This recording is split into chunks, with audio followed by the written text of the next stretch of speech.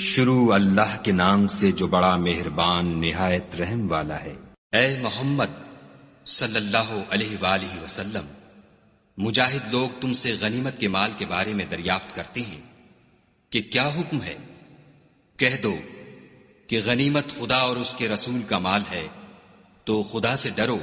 اور آپس میں صلح رکھو، اور اگر ایمان رکھتے ہو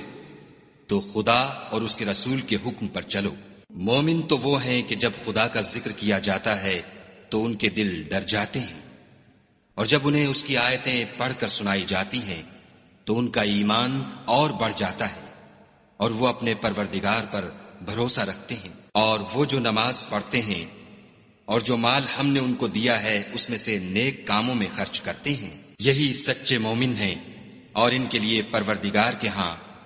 بڑے بڑے درجے اور بخشش اور عزت کی روزی ہے۔ ان لوگوں کو اپنے گھروں سے اس طرح نکلنا چاہیے تھا جس طرح تمہارے پروردگار نے تم کو تدبیر کے ساتھ اپنے گھر سے نکالا، اور اس وقت مومنوں کی ایک جماعت ناخوش تھی۔ وہ لوگ حق بات میں اس کے ظاہر ہوئے پیچھے تم سے جھگڑنے لگے، گویا موت کی طرف دھکیلے جاتے ہیں اور اسے دیکھ رہے ہیں۔ اور اس وقت کو یاد کرو جب خدا تم سے وعدہ کرتا تھا کہ ابو سفیان اور ابو جہل کے دو گروہوں میں سے ایک گروہ تمہارا مسخر ہو جائے گا، اور تم چاہتے تھے کہ جو قافلہ بے شان و شوکت یعنی بے ہتھیار ہے وہ تمہارے ہاتھ آ جائے، اور خدا چاہتا تھا کہ اپنے فرمان سے حق کو قائم رکھے اور کافروں کی جڑ کاٹ کر پھینک دے، تاکہ سچ کو سچ اور جھوٹ کو جھوٹ کر دے، گو مشرک ناخوش ہی ہوں۔ جب تم اپنے پروردگار سے فریاد کرتے تھے تو اس نے تمہاری دعا قبول کر لی اور فرمایا کہ تسلی رکھو، ہم 1000 فرشتوں سے جو ایک دوسرے کے پیچھے آتے جائیں گے تمہاری مدد کریں گے۔ اور اس مدد کو خدا نے محض بشارت بنایا تھا کہ تمہارے دل اس سے اطمینان حاصل کریں، اور مدد تو اللہ ہی کی طرف سے ہے، بے شک خدا غالب حکمت والا ہے۔ جب اس نے تمہاری تسکین کے لیے اپنی طرف سے تمہیں نیند کی چادر اڑا دی اور تم پر آسمان سے پانی برسا دیا تاکہ تم کو اس سے نہلا کر پاک کر دے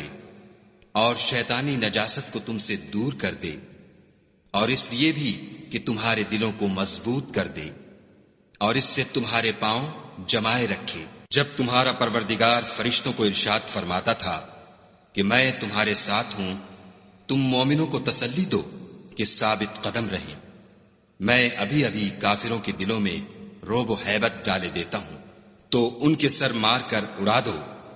اور ان کا پور پور مار کر توڑ دو۔ یہ سزا اس لیے دی گئی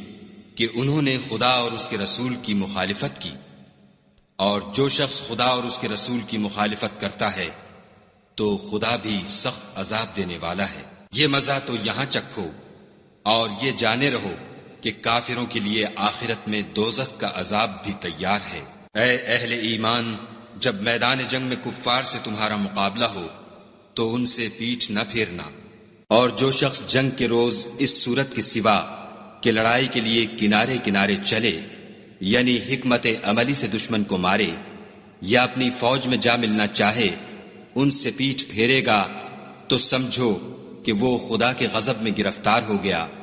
اور اس کا ٹھکانہ دوزخ ہے، اور وہ بہت ہی بری جگہ ہے۔ تم لوگوں نے ان کفار کو قتل نہیں کیا بلکہ خدا نے انہیں قتل کیا، اور اے محمد صلی اللہ علیہ وآلہ وسلم، جس وقت تم نے کنکریاں پھینکی تھیں تو وہ تم نے نہیں پھینکی تھیں بلکہ اللہ نے پھینکی تھیں، اس سے یہ غرض تھی کہ مومنوں کو اپنے احسانوں سے اچھی طرح آزما لے، بے شک خدا سنتا جانتا ہے۔ بات یہ ہے کچھ شک نہیں کہ خدا کافروں کی تدبیر کو کمزور کر دینے والا ہے۔ کافروں، اگر تم محمد صلی اللہ علیہ وآلہ وسلم پر فتح چاہتے ہو تو تمہارے پاس فتح آ چکی۔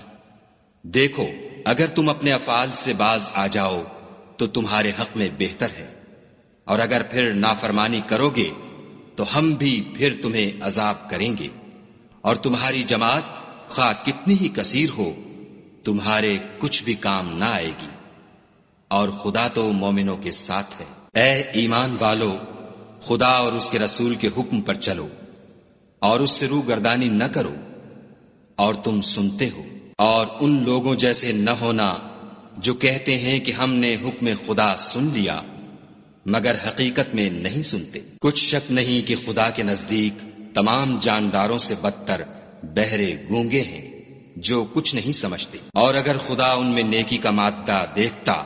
تو ان کو سننے کی توفیق بخشتا، اور اگر بغیر صلاحیت ہدایت کے سماعت دیتا تو وہ منہ پھیر کر بھاگ جاتے۔ مومنو، خدا اور اس کے رسول کا حکم قبول کرو، جبکہ رسول خدا تمہیں ایسے کام کے لیے بلاتے ہیں جو تم کو زندگی جاوداں بخشتا ہے، اور جان رکھو کہ خدا آدمی اور اس کے دل کے درمیان حائل ہو جاتا ہے، اور یہ بھی کہ تم سب اس کے روبرو جمع کیے جاؤ گے،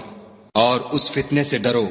جو خصوصیت کے ساتھ انہی لوگوں پر واقع نہ ہوگا جو تم میں گناہ گار ہیں، اور جان رکھو کہ خدا سخت عذاب دینے والا ہے۔ اور اس وقت کو یاد کرو جب تم زمین مکہ میں قلیل اور ضعیف سمجھے جاتے تھے اور ڈرتے رہتے تھے کہ لوگ تمہیں اڑا نہ لے جائیں، یعنی بے خانما نہ کر دیں، تو اس نے تم کو جگہ دی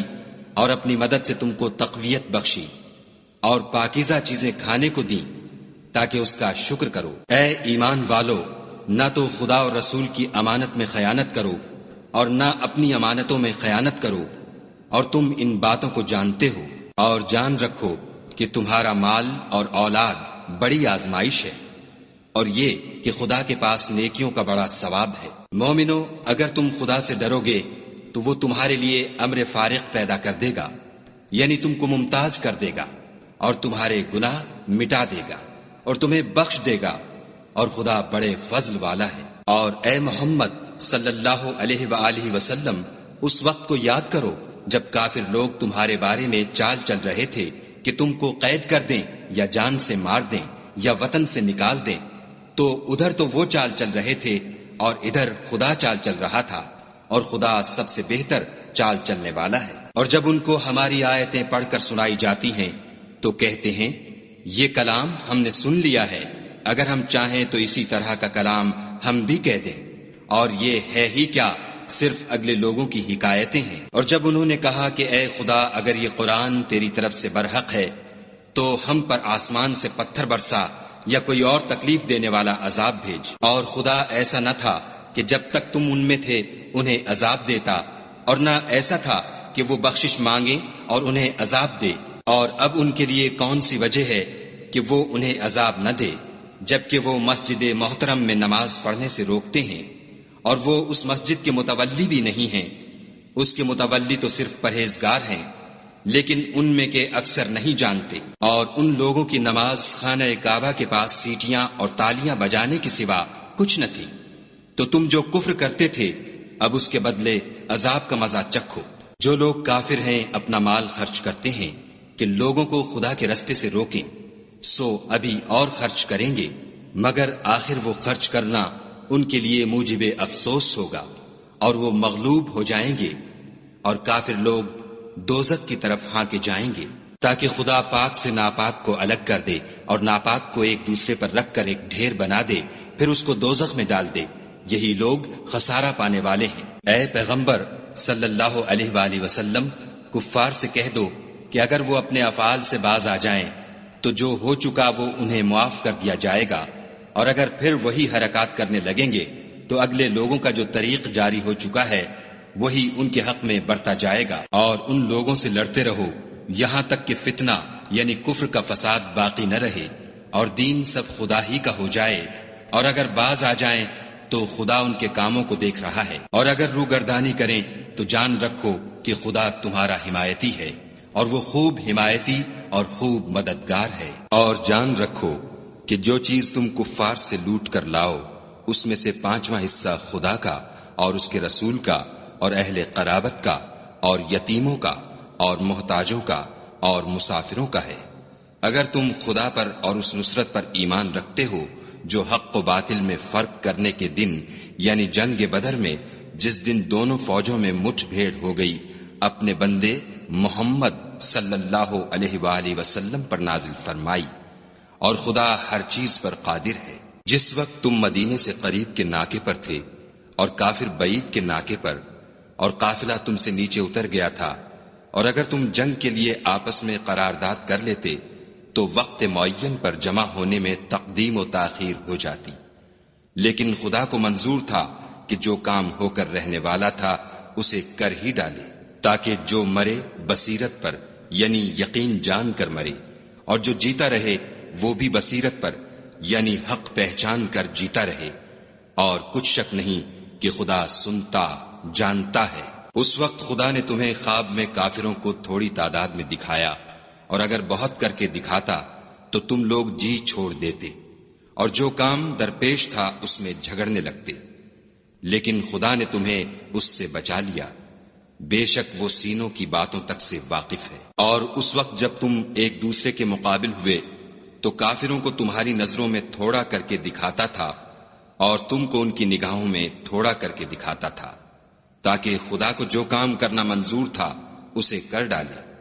اور سب کاموں کا رجوع خدا ہی کی طرف ہے۔ مومنوں، جب کفار کی کسی جماعت سے تمہارا مقابلہ ہو تو ثابت قدم رہو، اور خدا کو بہت یاد کرو تاکہ مراد حاصل کرو، اور خدا اور اس کے رسول کے حکم پر چلو، اور آپس میں جھگڑا نہ کرنا کہ ایسا کرو گے تو تم بزدل ہو جاؤ گے اور تمہارا اقبال جاتا رہے گا، اور صبر سے کام لو کہ خدا صبر کرنے والوں کا مددگار ہے۔ اور ان لوگوں جیسے نہ ہونا جو اتراتے ہوئے یعنی حق کا مقابلہ کرنے کے لیے اور لوگوں کو دکھانے کے لیے گھروں سے نکل آئے اور لوگوں کو خدا کی راہ سے روکتے ہیں، اور جو اعمال یہ کرتے ہیں خدا ان پر احاطہ کیے ہوئے ہے۔ اور جب شیطانوں نے ان کے اعمال ان کو آراستہ کر دکھائے اور کہا کہ آج کے دن لوگوں میں کوئی تم پر غالب نہ ہوگا اور میں تمہارا رفیق ہوں، لیکن جب دونوں فوجیں ایک دوسرے کے مقابل صف آرا ہوئیں تو پسپا ہو کر چل دیا اور کہنے لگا کہ مجھے تم سے کوئی واسطہ نہیں، میں تو ایسی چیزیں دیکھ رہا ہوں جو تم نہیں دیکھ سکتے، مجھے تو خدا سے ڈر لگتا ہے، اور خدا سخت عذاب کرنے والا ہے۔ اس وقت منافق اور کافر جن کے دلوں میں مرض تھا کہتے تھے کہ ان لوگوں کو ان کے دین نے مغرور کر رکھا ہے، اور جو شخص خدا پر بھروسہ رکھتا ہے تو خدا غالب حکمت والا ہے۔ اور کاش تم اس وقت کی کیفیت دیکھو جب فرشتے کافروں کی جانیں نکالتے ہیں، ان کے منہوں اور پیٹھوں پر کوڑے اور ہتھوڑے وغیرہ مارتے ہیں اور کہتے ہیں کہ اب عذاب آتش کا مزہ چکھو۔ یہ ان اعمال کی سزا ہے جو تمہارے ہاتھوں نے آگے بھیجے ہیں، اور یہ جان رکھو کہ خدا بندوں پر ظلم نہیں کرتا۔ جیسا حال فرعونیوں اور ان سے پہلے لوگوں کا ہوا تھا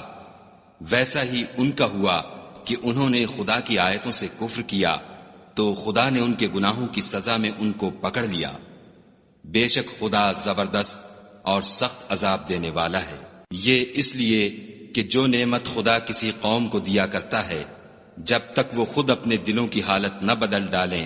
خدا اسے نہیں بدلا کرتا، اور اس لیے کہ خدا سنتا جانتا ہے۔ جیسا حال فرعونیوں اور ان سے پہلے لوگوں کا ہوا تھا ویسا ہی ان کا ہوا، انہوں نے اپنے پروردگار کی آیتوں کو جھٹلایا تو ہم نے ان کو ان کے گناہوں کے سبب ہلاک کر ڈالا اور فرعونیوں کو ڈبو دیا، اور وہ سب ظالم تھے۔ جانداروں میں سب سے بدتر خدا کے نزدیک وہ لوگ ہیں جو کافر ہیں، سو وہ ایمان نہیں لاتے۔ جن لوگوں سے تم نے صلح کا عہد کیا ہے پھر وہ ہر بار اپنے عہد کو توڑ ڈالتے ہیں اور خدا سے نہیں ڈرتے۔ اگر تم ان کو لڑائی میں پاؤ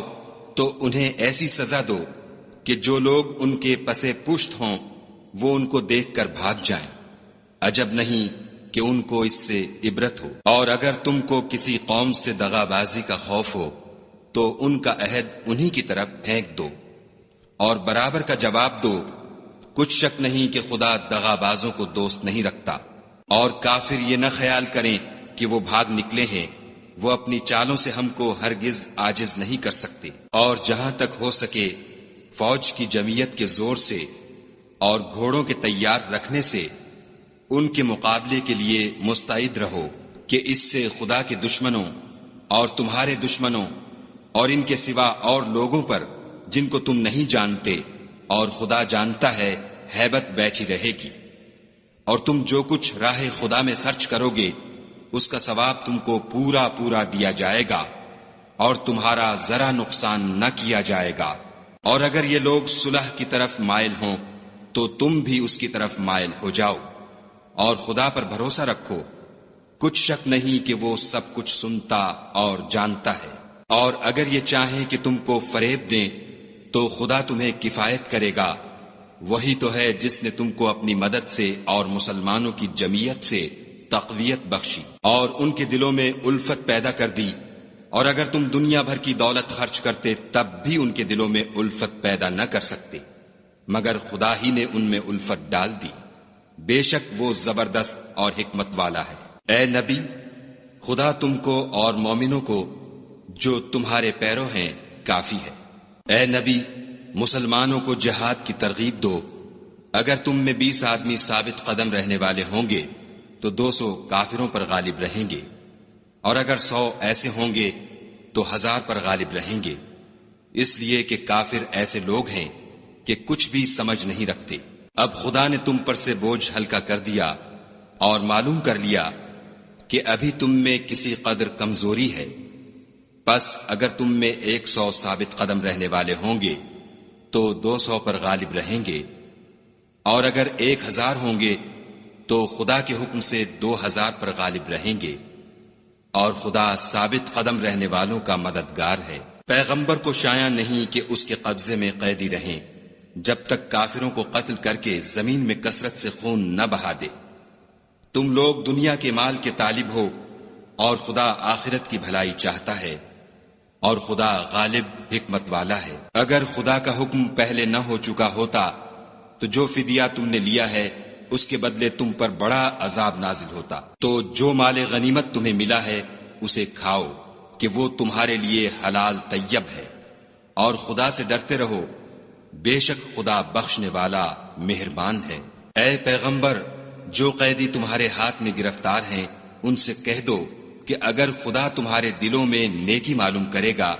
تو جو مال تم سے چھن گیا ہے اس سے بہتر تمہیں عنایت فرمائے گا، اور تمہارے گناہ بھی معاف کر دے گا، اور خدا بخشنے والا مہربان ہے۔ اور اگر یہ لوگ تم سے دغا کرنا چاہیں گے تو یہ پہلے ہی خدا سے دغا کر چکے ہیں، تو اس نے ان کو تمہارے قبضے میں کر دیا، اور خدا دانا حکمت والا ہے۔ جو لوگ ایمان لائے اور وطن سے ہجرت کر گئے اور خدا کی راہ میں اپنے مال اور جان سے لڑے وہ، اور جنہوں نے ہجرت کرنے والوں کو جگہ دی اور ان کی مدد کی وہ آپس میں ایک دوسرے کے رفیق ہیں۔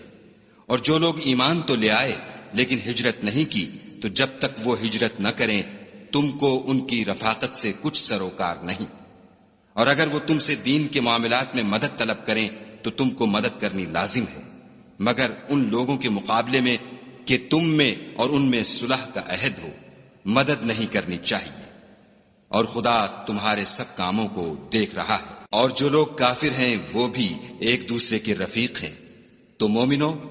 اگر تم یہ کام نہ کرو گے تو ملک میں فتنہ برپا ہو جائے گا اور بڑا فساد مچے گا۔ اور جو لوگ ایمان لائے اور وطن سے ہجرت کر گئے اور خدا کی راہ میں لڑائیاں کرتے رہے، اور جنہوں نے ہجرت کرنے والوں کو جگہ دی اور ان کی مدد کی، یہی لوگ سچے مسلمان ہیں، ان کے لیے خدا کے ہاں بخشش اور عزت کی روزی ہے۔ اور جو لوگ بعد میں ایمان لائے اور وطن سے ہجرت کر گئے اور تمہارے ساتھ ہو کر جہاد کرتے رہے، وہ بھی تمہیں میں سے ہیں، اور رشتہ دار خدا کے حکم کی روح سے ایک دوسرے کے زیادہ حقدار ہیں۔ کچھ شک نہیں کہ خدا ہر چیز سے واقف ہے۔